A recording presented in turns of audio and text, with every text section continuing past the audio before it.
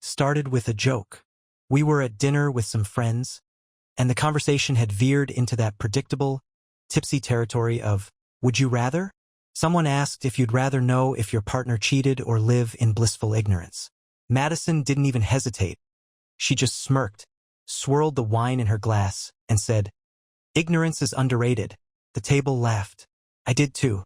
But something about the way she said it gnawed at me. Madison had always been quick-witted, sharp, sometimes cruelly so.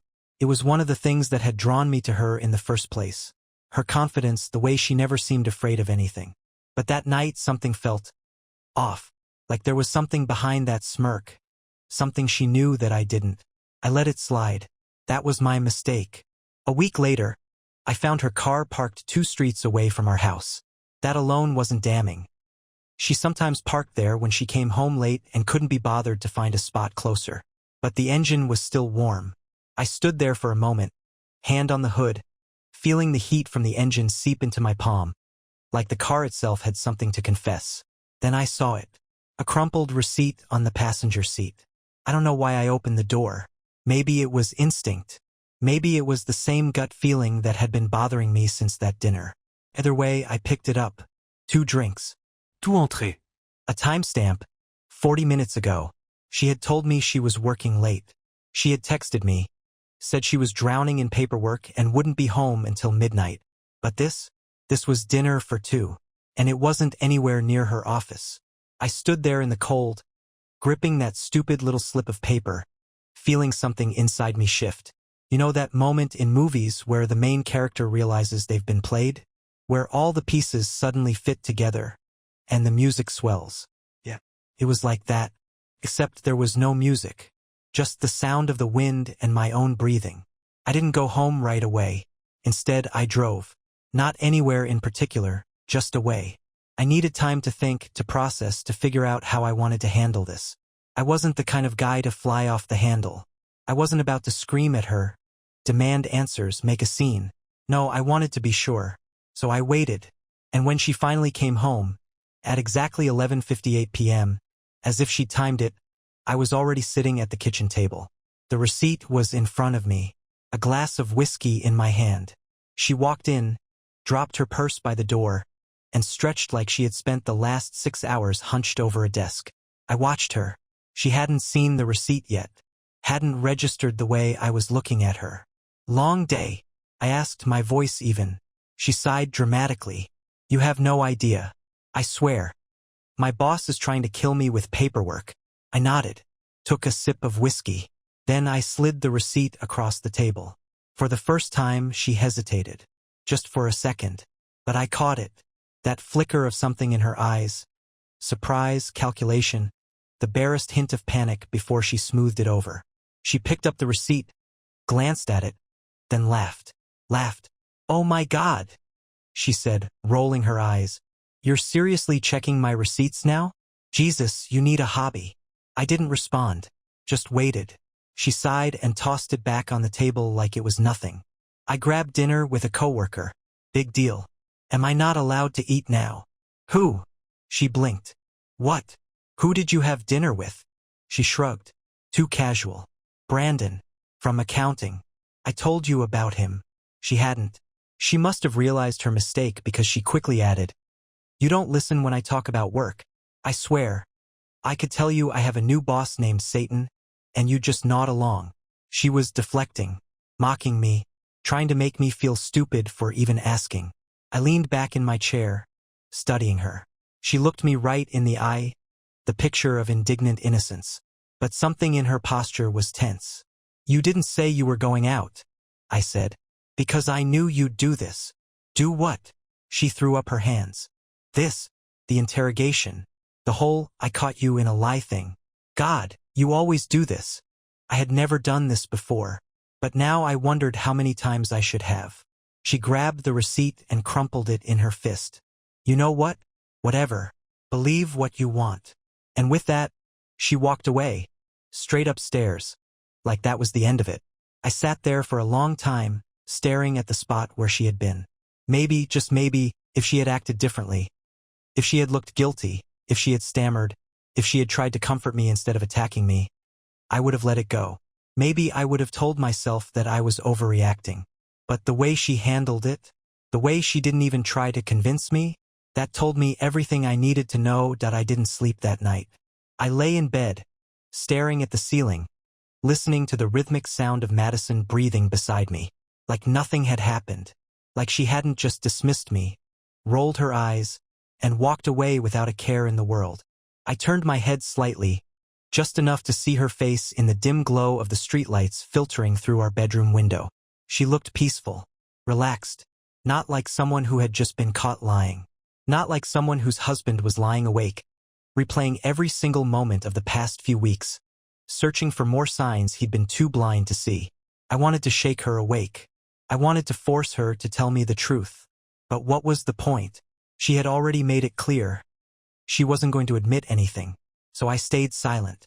The next morning, Madison woke up like nothing had happened. She stretched, groaned about her back hurting, then rolled over and pressed a half-hearted kiss to my shoulder before getting out of bed. "Ugh," she mumbled, rubbing her eyes. "I need coffee." I didn't respond, just watched as she padded barefoot into the bathroom, humming under her breath. The shower turned on a moment later, and I finally sat up, running a hand down my face. I felt numb. Not angry, not sad, just hollow. I needed to be sure. I needed proof, because if I confronted her again without it, she would just laugh in my face. I got out of bed, moving quietly as I grabbed her phone from the nightstand. My heart was pounding as I turned it on, but I wasn't expecting to find anything. Madison wasn't stupid. If she was cheating, she wouldn't leave any obvious evidence just lying around. And I was right. Her texts were normal. Work messages, group chats, memes from her friends. Nothing suspicious. Her call log was clean too. But then I checked her recently deleted photos. And there it was. Picture taken just 2 days ago. A mirror selfie in what was very clearly a hotel bathroom. Marble sink, neatly folded white towels, the kind of lighting that made you look 10 years younger. Madison was in a silk dress I didn't recognize, her hair styled in a way she never bothered with when she was with me. And behind her, barely visible in the frame, was a man's hand on her waist. Not my hand. My stomach dropped. I stared at the photo for a long time, willing it to be something else, some innocent explanation, some ridiculous misunderstanding. But there was no misunderstanding this. I heard the shower turn off. I barely had time to put the phone back before she walked out, wrapped in a towel, hair dripping. "Morning," she said, smiling like she hadn't just shattered our entire marriage. "You want breakfast?"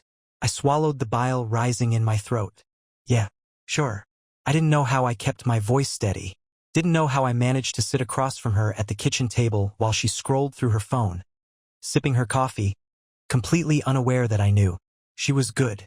Too good. And that's when it hit me. This wasn't the first time. The ease with which she lied, the way she could look me in the eye without a single flicker of guilt. This wasn't new for her. This wasn't some moment of weakness, some one-time mistake she regretted. She had done this before, and she would do it again. I clenched my fists under the table, staring at her like I was seeing her for the first time. This woman sitting in front of me, smiling, sipping coffee, scrolling through her phone. This wasn't my wife. Not really. She was someone else entirely. And I had no idea who she really was. I spent the next few days pretending. Pretending I didn't know. Pretending I wasn't picturing that photo every time I looked at her. Pretending that when she kissed me, I didn't feel like I was being touched by a stranger. And Madison? She was perfect. She laughed at my jokes, made dinner like she always did, kissed me goodnight without hesitation. If I hadn't seen that photo, I never would have suspected a thing. That realization alone made me sick. I wanted to confront her. I wanted to rip the mask off her face and watch the performance crumble. But I wasn't ready. Not yet. I needed more. So I started watching her. Madison was a creature of habit. She woke up at the same time every morning. Took exactly 14 minutes to get ready. Left for work at 8:05 a.m. sharp. She had a routine and she stuck to it. Except now there were cracks. Little things I had never noticed before. The way she turned her phone screen away from me when she texted. The way she smiled at her notifications before quickly putting her phone back down, as if she had to catch herself. The way she suddenly started wearing perfume on Tuesdays. Tuesdays. That was new. I sat on that detail for a while, turning it over in my head. Because Madison wasn't the kind of woman to change her habits for no reason. She had her signature scent. One she had worn since the day I met her. And yet, every Tuesday she switched it up. Something lighter, something floral, something I wasn't used to. And then there were the late nights. She used to text me if she had to stay at work late. A quick, "Hey, don't wait up, long day." But now her messages were vague. Busy. Be home later. No explanation. No apology. So I tested something. I sent her a text. Busy with what? No response. Then, an hour later, she texted me like I had never asked. On my way home. Want me to grab food? Like she had completely ignored my question. Like she knew better than to answer.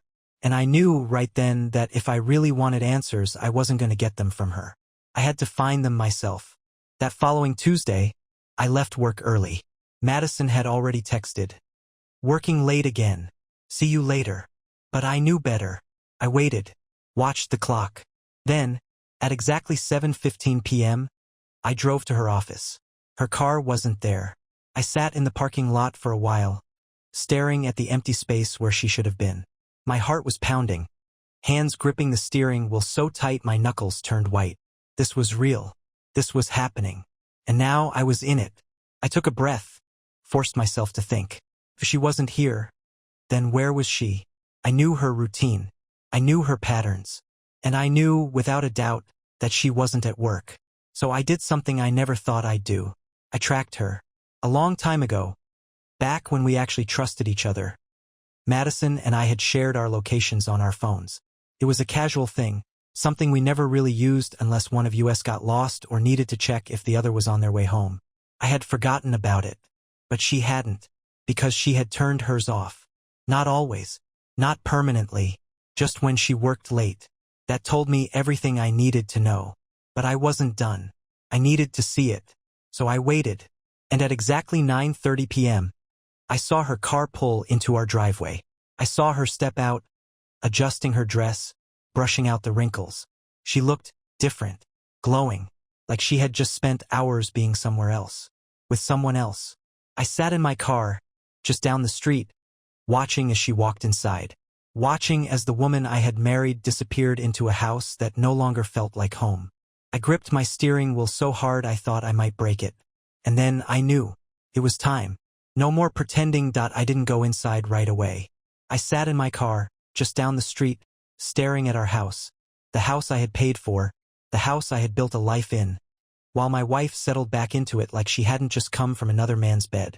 I imagined her inside, kicking off her heels, checking herself in the mirror to make sure she didn't look too obvious. Maybe she was wiping away lipstick that wasn't hers. Maybe she was texting him, saying she missed him already. I clenched my jaw so hard my teeth ached. I needed to be smart about this. Storming in, yelling, demanding answers. That wasn't going to get me what I wanted. Madison was too good at lying, too good at twisting things until I was the crazy one. I could already picture it. Her tilting her head, giving me that amused little smirk, saying something like, "Jesus, are you stalking me now? You're being paranoid. Go to therapy or something." No, I wasn't giving her that chance. I needed to set the stage. So I took a breath, forced my hands to stop shaking, and drove away. Not far. Just enough that she wouldn't hear me when I came back. And then I waited. An hour. 2. Long enough for her to relax. Long enough for her to think she had gotten away with it. At exactly 11:45 p.m., I walked through the front door. She was on the couch, curled up under a blanket, scrolling through her phone like she hadn't just spent hours betraying me. A glass of wine sat half empty on the coffee table. She barely looked up. "Hey," she said casually. "Late night." My stomach twisted at the irony. I forced a smile. "Yeah, you." She stretched her arms above her head, letting out a small yawn. Long day. Work was a nightmare. I bet it was. I dropped my keys onto the counter and walked over, taking a seat across from her. I let my eyes linger on her, studying every detail. The slight smudge of mascara under her eyes. The faint crease marks on her dress where she had changed positions. like she had been lying down somewhere else on different sheets with different hands on her skin. She noticed me staring. "What?" she asked, half laughing, half suspicious. I shrugged. "Just looking at you." That made her smile. A real one, like she actually believed she had me fooled. I let a beat pass. Then, casually, I said, "Hey, funny thing. I stopped by your office earlier." I saw it. The flicker of something behind her eyes. The way her body tensed for just a fraction of a second before she caught herself. But Madison was fast. She tilted her head, playing confused. "Oh? Why?" I smiled. "Wanted to surprise you. Thought maybe we could grab dinner." She laughed, shaking her head. "God. You and your surprises." Then, smoothly, she added, "I wasn't there though, huh? Boss let us out early today." I raised an eyebrow. "Really? That's weird. You texted me saying you were working late." Another crack. She hesitated just for a second, but I caught it. Then, just as quickly, she recovered. "Oh yeah," she said, waving a hand dismissively. "I was supposed to. But then last minute, he told us we could go home. Guess I forgot to update you." Lies layered on top of each other so effortlessly. It was almost impressive. Almost. I nodded slowly. "Got it." She stretched again, then stood up. "I'm exhausted. I'm heading to bed." And that was that. She walked past me, kissed me on the top of my head like I was some dumb, clueless husband, and went upstairs. I sat there for a long time, staring at the empty wine glass, at the spot where she had just been. I could end it now. I could follow her upstairs, throw the picture in her face, demand the truth. But I wouldn't get the truth. Not yet. I needed her to show me. So I picked up my phone and made a plan. By next Tuesday, I would have my proof. And when I confronted her, there would be no escape. Tuesday. I woke up that morning knowing exactly how the day would end. I moved through my routine like normal, brushed my teeth, made coffee, kissed Madison on the cheek as she got ready for work. She smiled at me, completely unaware that this was the last time she'd ever go through her little routine without me knowing exactly who she was. I had already put everything in motion. Last night, while she was asleep, I installed a small GPS tracker under her car. Nothing fancy, just a tiny device I bought online that would ping her location straight to my phone. I wanted to know exactly where she went tonight, what hotel, what apartment, what street. No more guessing. No more assumptions. She wasn't just going to tell on herself. She was going to show me. Madison left for work at 8:05 a.m., just like always. I followed 5 minutes later. But instead of going to work, I drove to a spot 2 blocks away from her office, parked my car, and waited. At 5:45 p.m., she sent me a text. "Working late. Don't wait up." I almost laughed. It was too easy. I kept my phone open, watching the tracker. At exactly 6:20 p.m., she left her office. But she didn't go home. Didn't go to a late dinner with coworkers. She drove. 30 minutes, then 40. Farther than I expected. And then she stopped. A hotel. Not some cheap roadside motel either, one of those fancy boutique places with a rooftop bar and overpriced drinks. I sat there, staring at the map, watching the little red, that was her car just sitting in that parking lot. This was it. This was the moment. I started my car and drove. I arrived just in time to see her step out of the hotel lobby. But she wasn't alone. The man next to her was tall, well-dressed, good-looking in that effortless kind of way. He was laughing at something she had said, and she, my wife, was smiling up at him like he had just hung the stars in the sky. I felt something snap inside me. This wasn't some one-time mistake. This wasn't guilt. She was happy. She was comfortable. Like this wasn't a secret. Like this was just a normal part of her life. She wasn't just cheating. She was living another life entirely. And I was nothing more than an obstacle. A loose end she hadn't bothered to cut. They got into his car. I followed. I don't know what I expected, but what happened next still made my stomach turn. They didn't go to another hotel. Didn't go somewhere dark and hidden. They went to a restaurant. A nice one. The kind we used to go to when we first started dating. The kind where we had celebrated anniversaries, birthdays, promotions. And now she was sitting across from him, smiling, laughing, twirling her hair like some infatuated teenager. I parked across the street, gripping the steering wheel so tightly my fingers went numb. It was also casual. There was no fear of getting caught. No anxiety, no guilt. This wasn't some impulsive, reckless affair. This was routine. I watched them eat. Watched them lean in close, whisper things to each other. Watched as she reached across the table and placed her hand over his, the same way she used to do with me. I wanted to go in there. I wanted to walk straight through those doors, right up to their table, and watch the color drain from her face. But no, that would be too easy, too fast. She had spent months, maybe even years, lying to me. She deserved worse than a scene in a restaurant. She deserved to lose everything. So I waited, and then I went home, and I started making my plans. By the time Madison got home that night, I had already set everything in motion.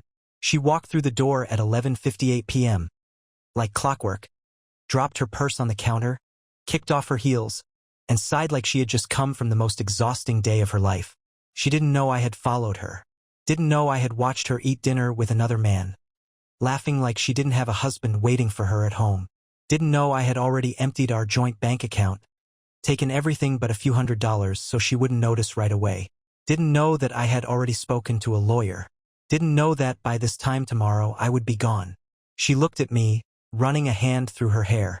Ugh, today was awful, she said, heading for the fridge. I need a drink. I sat at the kitchen table watching her, watching how easily she lied. Long day at work? I asked, keeping my voice casual. She didn't even hesitate. Brutal, she muttered, grabbing a bottle of wine. Meetings back to back. I swear, my boss is trying to kill me. I almost laughed. She poured herself a glass, leaned against the counter, and finally looked at me. Something in her expression shifted. You okay? She asked. I smiled. Yeah, just thinking. She raised an eyebrow. About how I had spent the last few hours packing everything I cared about into my car. About how, in less than 12 hours, I would walk out that door and never see her again. About how she had destroyed our marriage with a smile on her face and didn't even care. But instead, I just shook my head. Nothing important. She took a sip of wine, then stretched her arms over her head. Well, I'm exhausted. I'm gonna shower and head to bed. Of course, she was. I watched her walk upstairs, listened to the sound of the shower turning on. And then I got up. I walked to the front door, opened it, and stepped outside. It was cold. The kind of night that makes everything feel sharper, clearer. I looked up at the house that we had once filled with plans for the future. Kids, trips, growing old together. It was all a joke now. I pulled out my phone and sent one final text to her. I know. Then I blocked her number. I got into my car. And I left. I didn't take everything. I didn't need to. I took what mattered. And I took her ability to lie to me ever again. By the time she realized I was gone, the house would be empty, the bank accounts drained, and I would be nothing more than a ghost. And Madison? She would never see me again. I didn't look back. Not once. I drove through the night, leaving behind 6 years of my life as easily as closing a door. The road stretched ahead of me, dark and empty, and for the first time in months, maybe even years, I felt something close to peace. But peace didn't come all at once. Not when I knew Madison would be waking up soon. Not when I could already picture the moment she checked her phone, saw my message, and realized what it meant. I imagined her lying in bed, groggy, rubbing the sleep from her eyes. Maybe she'd reach out for me, expecting me to still be there. But I wouldn't be. I imagined the confusion first. The frown, the brief flicker of irritation. Where is he? Before she reached for her phone. And then the message. I know. That was when it would start. The first pang of real fear. I knew Madison. I knew how her mind worked. She'd sit up immediately, scanning the room, looking for something, anything, to tell her that she was overreacting. Maybe I was just out for coffee. Maybe I had gone for an early morning run. But then she'd start noticing the details. My keys were gone. My wallet. My clothes. She'd check the closet, the dresser. She'd see the empty spaces where my things had been, and that's when panic would start to set in. She'd call me, only to find out that my number was blocked. And that's when she'd know. That's when she'd feel it in her gut. The same way I had felt it when I found that damn hotel photo. The truth crashing down all at once. I wondered if she'd scream, if she'd throw something, break something, rage at the walls for not warning her that the life she had built on lies was finally coming down around her. Would she cry? Would she care? I didn't know. And I realized, in that moment, that I didn't care either. She could fall apart, or she could shrug it off and call her a fair partner to celebrate. It didn't matter to me anymore, because I was free. By the time the sun started rising, I had put over 100 miles between myself and that house. I pulled into a rest stop, parking at the very edge of the lot where the streetlights flickered weakly. And that's when the exhaustion hit. Not just from the drive, but from everything. The months of doubt, the lies, the gaslighting, the way Madison had looked me in the eye over and over and convinced me that I was crazy for suspecting anything. It all weighed on me like a stone. I leaned my head back against the seat, closing my eyes. I should have felt relief. Instead, I just felt empty, because no matter how much I wanted to pretend otherwise, it still hurt. I had loved her. I had built a life with her, shared years of memories, inside jokes, lazy Sunday mornings, whispered conversations at 2 a.m. when the rest of the world was asleep. And none of it had meant anything to her. Or maybe it had. Maybe, in her mind, she had somehow justified it, told herself that she still loved me, even as she built a second life behind my back. I would never know, and I didn't need to. I opened my eyes, staring up at the sky through the windshield. The first hints of dawn were creeping in, streaks of pale blue breaking through the darkness. A new day, a new start. I pulled out my phone, scrolling through my contacts until I found the number I was looking for. Then I hit call. It rang twice before a groggy voice answered. "Dude, it's 6 in the morning. You better be dying." I let out a breath, the first real exhale I had taken in days. "Hey, Matt," I said, voice rough from the long night. "I need a place to crash for a while."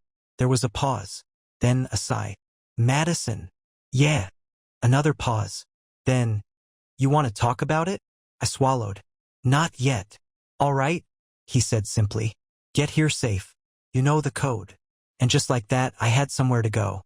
Somewhere that wasn't poisoned by memories of a woman who had thrown me away like I was nothing. I put the car in drive and pulled back onto the road.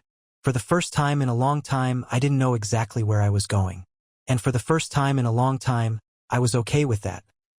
The highway stretched endlessly ahead of me, mile after mile disappearing under the tires. The further I got from Madison, the lighter I felt. Not happy, no, I wasn't even close to happy, but lighter. Like I had been carrying a weight I hadn't even realized was crushing me. And now that it was gone, I was relearning how to breathe. The sun had fully risen by the time I reached Matt's place. It was a small house, nothing fancy, just outside of town. We had been friends since college, but our lives had gone in different directions after graduation. I had built a life with Madison. He had built a life on his own. No wife, no mortgage, no one to betray him in the middle of the night. I parked in his driveway, took a deep breath, and stepped out of the car. Before I could even knock, the front door swung open. Matt stood there, barefoot, still in his pajama pants, holding a cup of coffee. His eyes scanned me from head to toe, taking in the rumpled clothes, the exhaustion on my face. "Jesus," he muttered, stepping aside. "Get in here." I walked past him into the house. Smelled like coffee and old books. The place hadn't changed much since the last time I had visited. Same cluttered shelves, same half-finished projects scattered on the dining table. Matt closed the door and turned to me. "You look like hell." I let out a short, humorless laugh. "Feel like it too." He didn't push, just handed me his coffee and disappeared into the kitchen to make another. I sank onto the couch, letting my body finally relax. For the first time in over a year, I was in a place where I didn't have to pretend. No fake smiles. No pretending I didn't notice the way Madison had started pulling away. No convincing myself that I was imagining things. I could just be. Matt came back a few minutes later, setting a fresh cup of coffee on the table in front of me before sitting in the armchair across from me. He didn't say anything, just waited. I stared at the steam rising from the coffee, my fingers tapping idly against the ceramic. Then finally I spoke. "She's been cheating." Matt didn't react, not with shock, not with surprise. Instead, he just exhaled sharply, rubbing a hand down his face. Yeah, he muttered. Figured. That made me look up. What? He leaned forward, resting his elbows on his knees.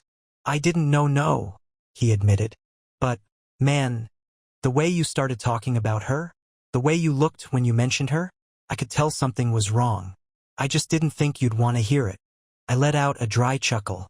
Yeah, well, took me long enough to hear it myself. He didn't argue, didn't say I told you so, just sat there waiting for me to keep going. So I did. I told him everything. The late nights, the excuses, the small things that hadn't made sense but that I had ignored because I hadn't wanted to believe what they meant. The hotel photo, the GPS tracker, watching her sit across from another man, laughing, touching his hand like she hadn't spent years doing the same thing with me. Matt didn't interrupt, didn't say a word until I was done. And then he just shook his head. What a piece of work, he muttered. That was putting it lightly. I leaned back against the couch, exhaustion pressing down on me like a weight. I left, I said simply. Matt nodded like that was the only logical thing I could have done. Good. She doesn't know yet. His eyebrows raised slightly. You didn't tell her? I smirked, just barely. I left a message. Matt's lips twitched. Damn, that's cold. She deserves worse. He didn't argue that either. For a moment, we sat in silence. The only sound the quiet hum of the fridge in the kitchen. Then Matt leaned forward. So what now? I sighed. That was the question, wasn't it? I had planned the escape, but I hadn't thought much beyond that. I don't know, I admitted. Divorce, obviously. But after that? No clue. Matt nodded, taking a sip of his coffee. Well, you can stay here as long as you need. The offer sat between us, solid and unquestionable. And for the first time since this whole nightmare started, I felt something close to relief. Thanks, man. Don't mention it. And just like that, I had a place to land. A place to start over. Madison might not know it yet, but she had already lost. I woke up to the sound of my phone vibrating against the nightstand. For a second, I didn't remember where I was. The unfamiliar ceiling, the rough fabric of the blanket Matt had tossed at me last night. It all felt wrong. Then it hit me. I wasn't home, because home didn't exist anymore. I grabbed my phone without thinking, squinting at the screen. 30 missed calls. All from Madison. I exhaled slowly, my chest tightening as I scrolled through the notifications. Dozens of texts, all unread. The first few were normal. Hey, where are you? Did you go out early? Hello? Then, the tone started shifting. This isn't funny. What the hell is going on? Call me now. I kept scrolling. At some point, the messages had turned into full-blown panic. Did something happen? Are you okay? I don't understand. Why would you leave? Babe, please just talk to me. And then, just as I expected, the anger. You're being so fucking childish. I can't believe you would do this to me. You're overreacting. Just come home and we can talk. I let the phone drop onto the bed, rubbing a hand down my face. Talk? Now she wanted to talk? Where was all this concern when she was sneaking off to hotels, laughing over candlelit dinners with another man while I sat at home thinking she was working late? I clenched my jaw, my fingers tightening around the blanket. Matt walked in a second later, carrying 2 cups of coffee. He took one look at me and sighed. She found out, huh? Yeah. He handed me the coffee and sat down on the chair across from me, stretching his legs out. She freaking out? I let out a humorless laugh. Big time. Matt smirked. Good. I took a sip of coffee, letting the bitterness ground me. She was going to keep calling. She was going to keep texting, keep demanding explanations that she didn't deserve. And eventually, she was going to realize that I wasn't going to answer. Then what? Would she show up at Matt's house? I doubted it. She had too much pride.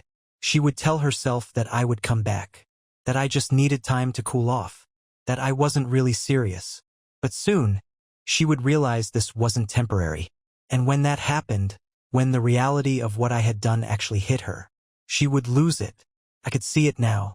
The rage, the crocodile tears, the desperate attempts to regain control. Because that's what it had always been about, hadn't it? Control. Madison had spent months, maybe even years, lying straight to my face, and she had done it so effortlessly because she had never expected to get caught. She had built this double life with full confidence that I would never question her. That even if I did suspect something, I would doubt myself long enough for her to slip out of it. But now, she was panicking, because for the first time she wasn't the one in control. I was, and I had taken away the one thing she never thought she'd lose. Me. I picked up my phone again, hovering over her messages. Part of me wanted to reply, not to explain, not to give her a chance to weasel her way out, just to let her know that she hadn't won. But then, before I could even think about it, the screen lit up again. A new message, but not from Madison. This one was from an unknown number. "Hey, I think we need to talk." I frowned. Then, before I could even process what was happening, another text came through. "I know what Madison's been doing, and I think you deserve to know the rest." I sat up straighter, my heart hammering in my chest. "What the hell?" Matt raised an eyebrow. "What's up?" I showed him the messages. He read them, then whistled low. "Damn. Who do you think it is?" I had a feeling I already knew. Madison's affair partner. The guy from the hotel.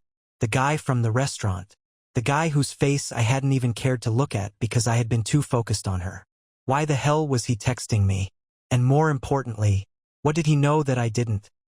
I stared at the message, my mind racing. "I know what Madison's been doing, and I think you deserve to know the rest." The rest? What the hell was he talking about? Matt leaned forward, reading over my shoulder. "So what now?" I didn't answer right away. Every instinct in me was telling me to ignore it. I had left. I had taken everything I needed and walked away without giving Madison a chance to manipulate me into staying. That was supposed to be the end of it. But now this, I hesitated for a few more seconds, then finally typed out a response. "Who is this?" The reply came almost instantly. "Ben. Madison didn't tell you about me." "Huh?" I clenched my jaw. Of course she didn't. I should have left it alone. I should have blocked him and moved on. But something about his tone, something about the way he had reached out to me, made my stomach churn. I took a deep breath. "I know about you," I typed back. "I know everything I need to know." A few seconds passed. Then, "No, man, you don't." I felt Matt watching me, waiting for my reaction. I tapped my fingers against my phone, debating. Then, before I could talk myself out of it, I sent one last message. "Then tell me." Ben didn't hesitate. "She told me you two were separated, that the marriage was over but you were still living together for financial reasons. She said you were seeing other people too." My grip on the phone tightened. It wasn't even surprising. Of course, she had lied to him. She had to. Because if Ben had known that she was still kissing me goodbye in the mornings, still sleeping in my bed, still letting me believe we had a future together, he might not have been so eager to play along. But it was his next message that really made my blood run cold. "She told me she was leaving you soon. Said she just needed a little more time to sort things out, so she could take what she needed before you found out." The room felt too quiet, too still. I read the message over and over again, feeling my stomach twist. I had thought I was the one playing her. Thought I had taken her by surprise, leaving before she could see it coming. But she had been planning the same thing. She had always been planning it. Madison hadn't just been cheating. She had been waiting. Waiting for the right moment to gut me from the inside out. The bank accounts, the house, maybe even my retirement fund. She hadn't just been screwing around. She had been preparing to take everything before walking away like I had never even existed. And the worst part? If I hadn't found out when I did, she would have pulled it off. She would have smiled in my face, told me she loved me, then drained me dry and walked away without a second thought. I exhaled slowly, trying to steady the rage building in my chest. Matt must have seen it because he leaned forward. "Dude, what is it?" Wordlessly, I handed him my phone. He read the messages, his expression darkening. Then he let out a sharp laugh. "Unbelievable." I didn't say anything. Couldn't. Because the anger I felt right then, it wasn't just about the cheating anymore. It wasn't just about the lies. It was about how stupid she had thought I was. How little she had ever respected me. Madison had spent years looking me in the eye, telling me she loved me, building a life with me, while secretly planning how to burn it all down when it suited her. She had never intended to stay. She had just been waiting until she had enough to leave. I clenched my jaw so hard it hurt. Then, finally, I typed one last message. I already left. She's the one who's going to wake up with nothing. Ben's response took a little longer this time. Then, finally, good. She deserves it. I stared at the message for a few seconds before locking my phone and setting it down. Matt studied me. So, what now? I let out a slow breath. And for the first time in weeks, hell, maybe even years, I felt calm. Like everything had finally fallen into place. I had won. Madison just didn't know it yet. I met Matt's eyes, a slow smirk creeping onto my face. Now, I said, leaning back against the couch. Now I move the hell on.